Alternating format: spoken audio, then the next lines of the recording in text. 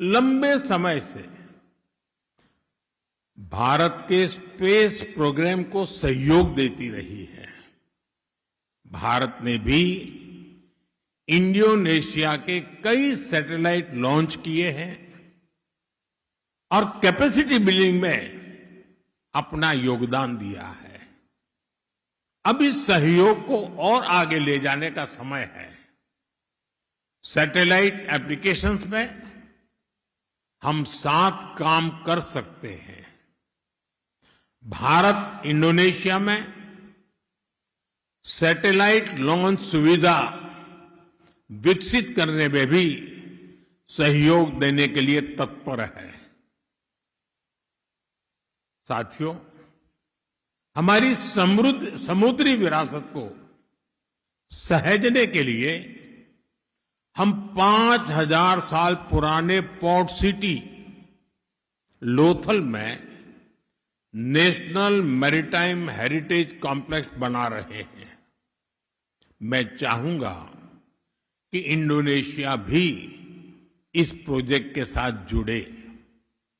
Honourable members, आतंकवाद जैसे विषयों पर भारत और इंडोनेशिया दोनों की एक राय रही है।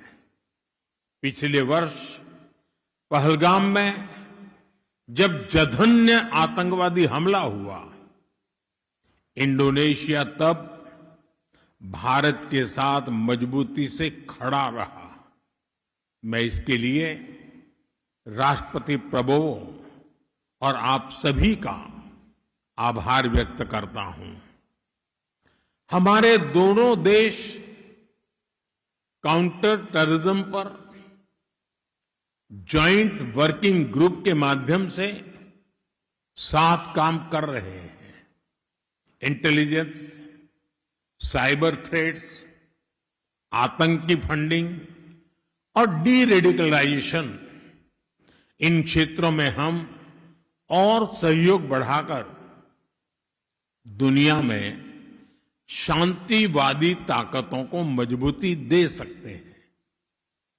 ऑनरेबल मेंबर्स, आज ग्लोबल ऑर्डर तेजी से बदल रहा है और ऐसे में हम जैसे विकासशील देश समान भागीदारी और अपनी बड़ी भूमिका मांग रहे हैं। इस वैश्विक परिदृश्य में भारत का स्पष्ट मानना है, यूएन सिक्योरिटी काउंसिल में रिफॉर्म को और टाला नहीं जा सकता। 2022 में इंडोनेशिया की G20 अध्यक्षता और 2023 में भारत की G20 अध्यक्षता दोनों ने विकासशील देशों की प्राथमिकताओं को वैश्विक चर्चा के केंद्र में लाने का प्रयास किया। इंडोनेशिया की बेबास एक्टिव की परंपरा और भारत का स्ट्रेटेजिक ऑटोनॉमी के लिए कमिटमेंट वैश्विक विषयों पर हमें साथ खड़े होने के लिए मजबूत आधार देते हैं। भारत फ्री, ओपन और इंक्लूसिव इंडो पैसिफिक का प्रबल समर्थक है। भारत इंडो पैसिफिक में फ्रीडम ऑफ नेविगेशन की बात करता है। इसके लिए हमने आसियान को केंद्र में रखा है। हमारी एक्ट ईस्ट पॉलिसी भी आसियान सेंट्रिक है। भारत और आसियान की कॉम्प्रिहेंसिव स्ट्रेटेजिक पार्टनरशिप लगातार आगे बढ़ रही है। इसलिए बहुत आवश्यक है कि भारत और इंडोनेशिया इस दिशा में निरंतर काम करते रहें। ऑनरेबल मेंबर्स, हमारे सामने एक और बड़ा अवसर है। पिछले वर्ष इंडोनेशिया ब्रिक्स का पूर्ण सदस्य बना है। इस वर्ष भारत ही ब्रिक्स की अध्यक्षता कर रहा है। ब्रिक्स का ये मंच और अधिक व्यवहारिक हो, अधिक संतुलित हो, ग्लोबल साउथ की जरूरतों के प्रति और अधिक संवेदनशील हो, हम इसके लिए साथ मिलकर काम कर सकते हैं। ऑनरेबल मेंबर्स, आज इंडोनेशिया के सभी पार्लियामेंट मेंबर्स के सामने मैं भारत इंडोनेशिया साझेदारी के एक नए युग का आह्वान करता हूं। गंगा और महाकाम की धाराओं की तरह हमारी सभ्यताओं ने सदियों से विचारों, आस्था, व्यापार और संस्कृति को जोड़ा है। आज उसी ऐतिहासिक प्रवाह को भविष्य की नई ऊर्जा देने के लिए मैं आप सभी के समक्ष गंगा महाकाम विजन प्रस्तुत करना चाहता हूं। ये विजन हमारी साझेदारी को केवल वर्तमान की आवश्यकताओं तक सीमित नहीं रखता। यह आने वाली पीढ़ियों के लिए शांति, समृद्धि, सुरक्षा और शेयर्ड प्रोग्रेस का मार्ग प्रशस्त करता है। पहला, सिविलाइजेशनल कनेक्ट। हम अपने सभ्यतागत जुड़ाव को नई पीढ़ियों की चेतना से जोड़ेंगे। रामायण से बोरोबुदुर तक, समुद्री यात्राओं से सांस्कृतिक संवाद तक, हम अपने साझा इतिहास को भविष्य की शक्ति बनाएंगे। इसके लिए हमें भारत इंडोनेशिया सिविलाइजेशनल डायलॉग शुरू करना चाहिए। दूसरा, शेयर्ड डेवलपमेंट। विकसित राष्ट्र बनने की अपनी अपनी यात्राओं में भारत और इंडोनेशिया अटल साझेदार रहेंगे। इंडोनेशिया का एमास विजन और भारत का विकसित भारत संकल्प एक दूसरे को गति देंगे, एक दूसरे को शक्ति देंगे और हमारे लोगों के लिए नई अपॉर्चुनिटीज का निर्माण करेंगे। तीसरा, सिक्योरिटी एंड स्ट्रेटेजिक ट्रस्ट। हम डिफेंस और सिक्योरिटी कोऑपरेशन को नई ऊंचाई देंगे। हम अपनी नेशनल कैपेसिटीज को मजबूत करेंगे। आतंकवाद, साइबर थ्रेट्स, समुद्री चुनौतियां और इमर्जिंग सिक्योरिटी रिस्क, इसका हमारा बिलीव असाइनमेंट में हम मिलकर सामना करेंगे। भारत और इंडोनेशिया का स्ट्रेटेजिक ट्रस्ट इंडो पैसिफिक में स्टेबिलिटी का मजबूत आधार बनेगा। चौथा, मैरीटाइम प्रॉस्पेरिटी। दो महान समुद्री राष्ट्रों के रूप में हम अपनी शेयर्ड मैरीटाइम ज्योग्राफी को शेयर्ड प्रॉस्पेरिटी में बदलेंगे।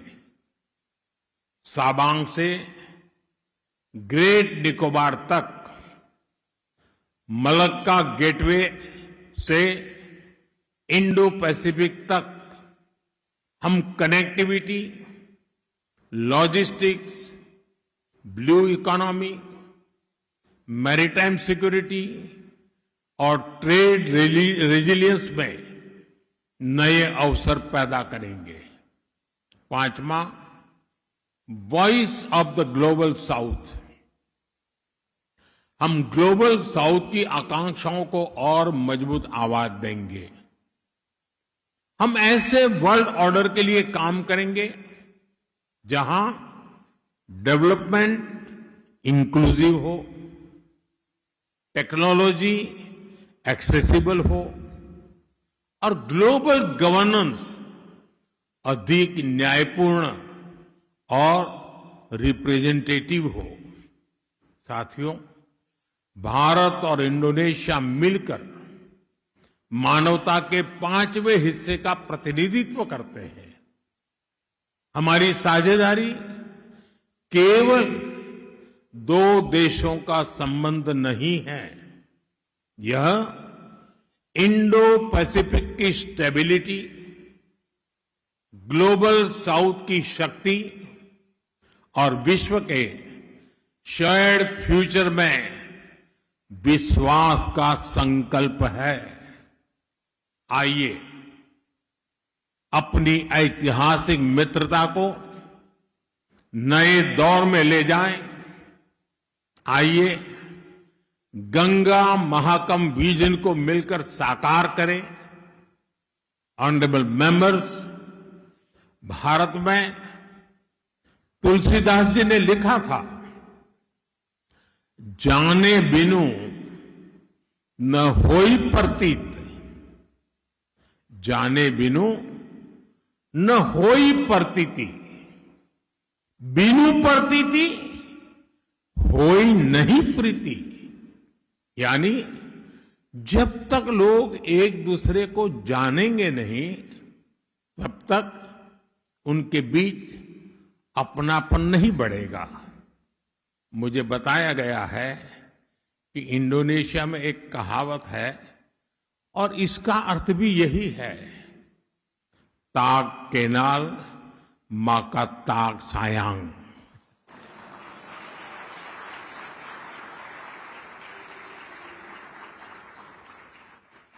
इसलिए हमने तय किया है, हम एक दूसरे से मिलने जुलने का सिलसिला और तेज करेंगे।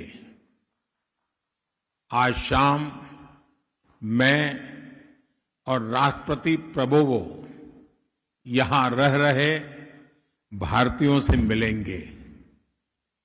कल राष्ट्रपति प्रबोवो और मैं प्रबानन भी जाएंगे। हम इस वर्ल्ड हेरिटेज साइट के कंजर्वेशन और रेस्टोरेशन प्रोजेक्ट की शुरुआत करेंगे। भारत और इंडोनेशिया उस विरासत को सहेजने के लिए पूरी तरह प्रतिबद्ध है जिसे इतिहास ने हमें सौंपा है। ऑनरेबल मेंबर्स, मैं आज आप सभी सदस्यों को भारत आने के लिए भी विशेष निमंत्रण भी दे रहा हूं। आप जरूर भारत आएं, अपने परिवार और दोस्तों के साथ आएं।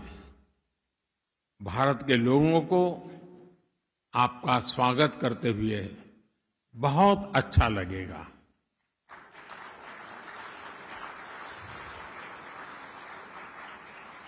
मुझे विश्वास है हम मित्रा सेलामान्या पार्टनर फॉर एवर बनकर काम करेंगे। हम मिलकर भारत और इंडोनेशिया के लोगों के लिए साझा समृद्धि का भविष्य बनाएंगे। इन्हीं शब्दों के साथ मैं अपनी बात समाप्त करता हूं। दीर्घायु इंडोनेशिया। भारत माता की जय। धन्यवाद।